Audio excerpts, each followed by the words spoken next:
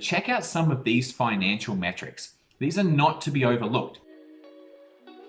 Hey everyone, so something I always have my eyes out for is a potential 100 bagger. So that's a company that has the ability to go up 100 times higher than it is today. These are the true hidden gems of stock market investing and essentially the companies that have the biggest impact on any portfolio. I've actually never found one, but I also need to wait maybe a decade or two to see if I have one already in my portfolio. Anyway, these ultra rare discoveries are the holy grail of investing, and today I'm going to share a company that I think has a shot at being one of these hidden gems. So the company I'm looking at today is a small cap company in Japan.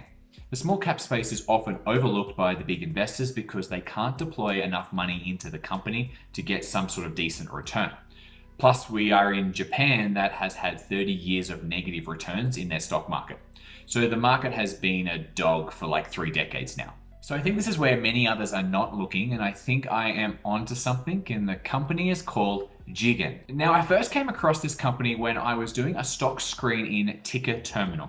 TIKR is a great platform for me to get all the financials that I need to run valuations. So many great features like being able to see my favorite super investors, international positions. I run international stock screens. I can get financial data on international companies. TIKR has saved me so much time, and I will hopefully make some money since I found Zigexn with their stock screener. Now there's a link in the description to TIKR, and it'll be, look, I think it'll be worth every cent because of the time saved trying to gather all this information from international companies. And if Zigexn turns out to be a massive winner, well, it's worth every cent. Anyway, after I found it in the stock screen, a few months later, I noticed Investing with Frank on YouTube had the company on his watch list as well.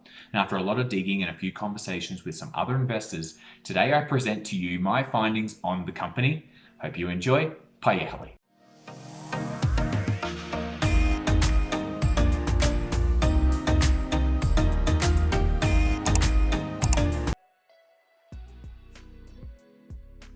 So Zigexn is a website conglomeration company. They are acquiring and creating websites for the Japanese market. Not niche websites, more database style referral websites. For example, they have some job board websites like relaxedjob.com. They have home repairs and home services websites like rehomenavi.com. They have some travel sites, and they have other comparison websites too. When they're reporting these, they actually group them together in what they call human resources, real estate, and lifestyle, just for your own information. The business model is to acquire these websites at attractive valuations or build websites and grow them internally, then use their expertise in traffic generation and business development to get good results for their advertisers on these websites. Now, this is often called a roll-up strategy like Kelly Partners Group in Australia, Constellation Software in Canada. These are good examples of other roll-up strategy businesses that I've looked at before. So I'm quite familiar with what they're trying to achieve here. Now, I like the internet website industry as these properties can bring a lot of revenue with very little costs. Gross margins for the business is 80%, in about the 80% range.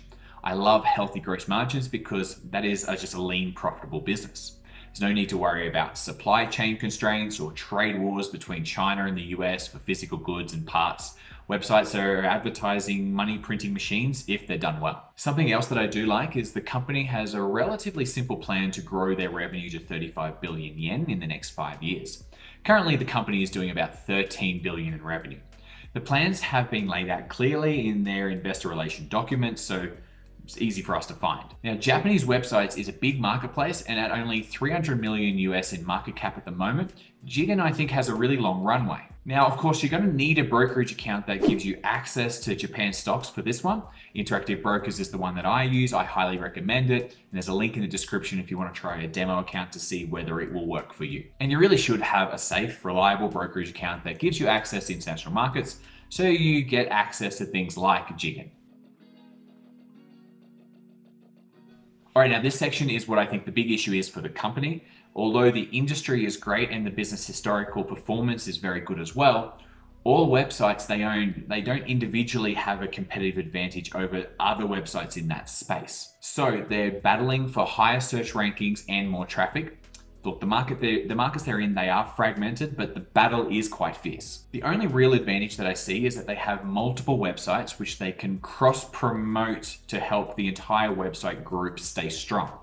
They are also working on providing the best data and return on investing metrics for their advertisers so that they can grow their revenue even further. But I have to be honest here, they are vulnerable to increased competition.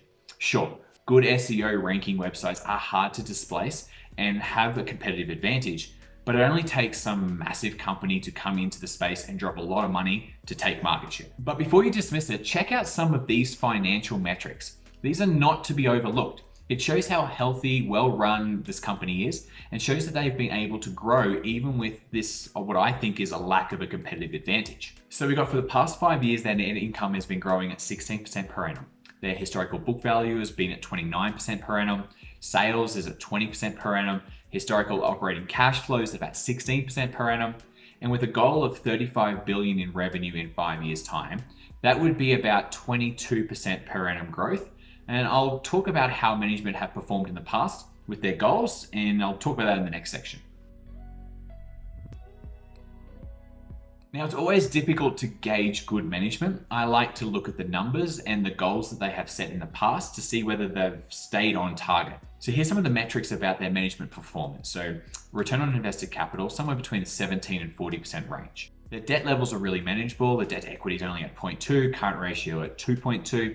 Cash in the bank is more than all of their liabilities combined, and free cash flow has been growing at about 20% per annum for about 6 years now. Joe Hirao, the founder and CEO, is a real entrepreneur at heart.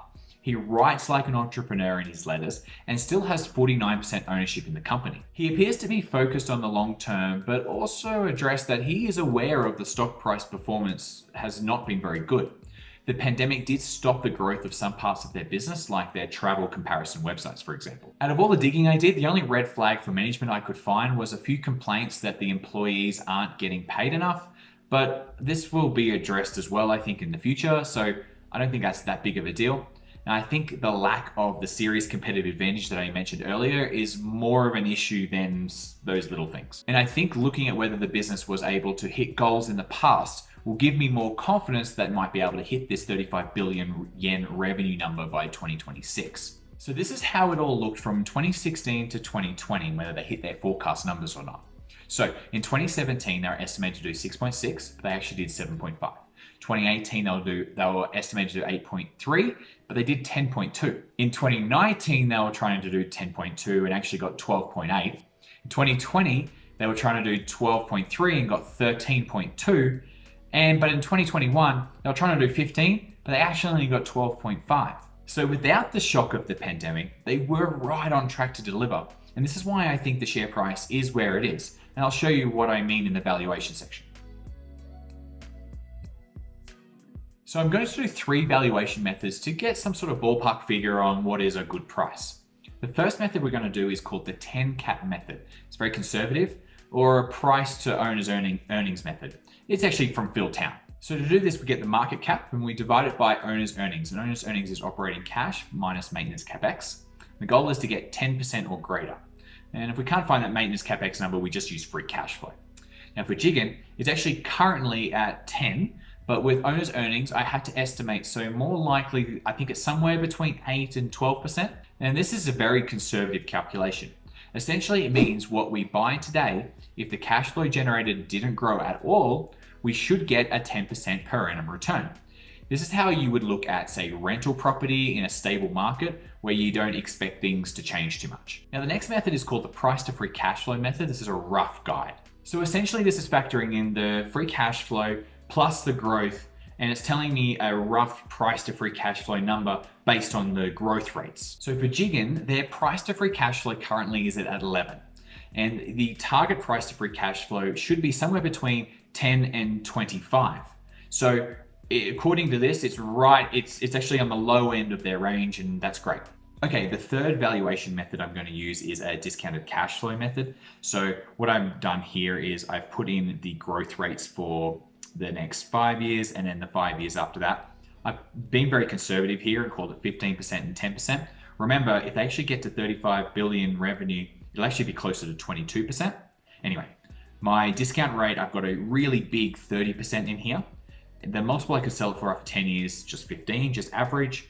I put the free cash flow number in, the shares outstanding, the total cash, the total debt. And it tells me I want to buy this at $272 around about, with my very conservative growth rates and my massive discount rate. Now, depending which day you're watching this, for me, the current price at the time is about 300 yen. So my DCF said 272, so it's pretty close. So all three methods are telling me this is a good buying opportunity, and my DCF is telling me that I could get 30% per annum with my conservative numbers. So I've tried to summarize here what I think my investing thesis would be. So I think they've got a long runway with great financials. I think their total addressable market is really large and it's fragmented. And I really like the industry they're in. The founder and CEO is very heavily incentivized with that 49% stake. We're buying at good multiples and getting really fast payback time, so the valuation is great. There's good growth to come with proven growth in the past. It's got diversified income streams and working on building a lot more recurring revenue. It's around about 20% of their revenue now is recurring, and that's growing each year. I think they're going to be a long-term compounder, and they've shown this with book value growth, not just there's no share price growth, but their book value growth has been compounding really nicely. And I like the fact that they're a small cap company and it's an under the radar company in Japan. So Charlie Munger would tell you to invert, always invert. So this is what I think the negative thesis is. So I don't think there's clear or really strong competitive advantage for any of their properties. I think the last year and a half, they have lacked organic growth. So that is an issue, and I would want to see growth return. Otherwise, this whole thesis, this whole investment could fall apart. But it was obviously because of COVID that halted their growth. And will it get back to growth again? I guess the early signs are positive, but look, there's still some short-term pressure in here. It would be a wild ride for the next probably year or two. So the next thing I'm going to talk about is what I call positive catalysts. So these are things that could really help the business improve quicker. So if vaccination rates throughout the world improve and normal life starts to come back to something more normal, I think that will help the business. If the growth macro numbers coming out of Japan, that would also help the business because there'd be more disposable income in the country. And if a super investor invests in the company, that would be a very strong positive catalyst too. But again, let's talk about some negative catalysts. So a global financial crisis or Asian, Japanese financial crisis of some kind could really hurt the stock price. If more COVID related issues could really hurt the stock price. And if a big internet player moved into the Japanese market, like Naver out of South Korea, well, that would negatively impact as well because they would be a big competitor in the space. So at such a good price, there is a lot of value being returned to shareholders. And I want to see more acquisitions and organic growth working towards the 5-year goal of that 35 billion yen in revenue. If this can be achieved, it is likely that 30% plus returns will be achieved for me. Even if 30 billion yen revenue was achieved, that would easily be more than 15% per annum. The downside is low at these prices, I think, and even though the track record has been strong and the business has this clear path to growth, it isn't a perfect company. But I am leaning towards giving it a chance and see where it is in 5 years' time. Now, I do want to say a quick thank you to Ivan Barrero. Thanks for your comments and support here on the channel. I appreciate it a lot. You are a legend. Thanks for staying to the end, and I will see you in the next video.